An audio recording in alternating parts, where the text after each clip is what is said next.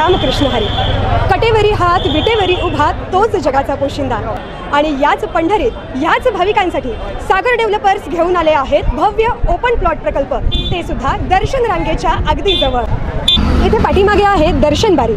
नगरपालिका हद्दीतील नियोजित आराखड्यातील 50 फूट डीपी रोड.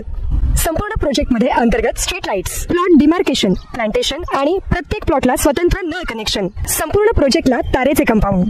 ज्येष्ठ नागरिकांना बसण्यासाठी बेंचेस. चला तर मग आत्ताच बुक करा मठासाठी किंवा आपल्या हक्काच्या घरासाठी आपल्या हक्काचा प्लॉट, तेही अगदी माफक दरात. ताज्या घडामोडी पाहण्यासाठी आमच्या YouTube चॅनलवरील PVR म्हणजेच पंढरी वार्ता या न्यूजला सबस्क्राइब करा आणि शेजारील बेल आयकॉनवर क्लिक करा.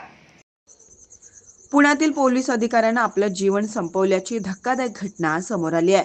लोणावळा येथील टायगर पॉइंट जवळ असलेल्या झाडाला पोलीस उपनिरीक्षकाने गळफास घेऊन आत्महत्या केली आहे. अण्णा गुंजाळ असं या पोलीस अधिकाऱ्याचं नाव आहे. वरिष्ठ अधिकाऱ्याने इतकं टोकाचं पाऊल उचलल्यानं पोलीस दलातही मोठी खळबळ उडाली आहे. अण्णा गुंजाळ हे पुण्यातील खडकी पोलीस स्टेशनला उपनिरीक्षक पदावर कार्यरत होते. गेल्या काही दिवसांपासून गुंजाळ हे कामावर उपस्थित नव्हते. या दरम्यान त्यांच्या पोलीस दलातील कोणाशीही संपर्क देखील नव्हता.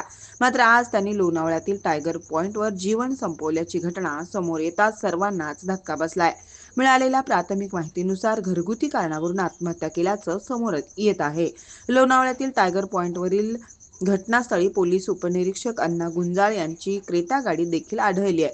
पोलिसांनी त्या गाडीचा तपास केला असता त्यात डायरी आढळली असून या डायरीमध्ये नेमकं काय लिहिलं आहे याचा पोलीस तपास करतायत. मात्र सध्या तरी याबाबत कोणतीही माहिती समोर आलेली नाही.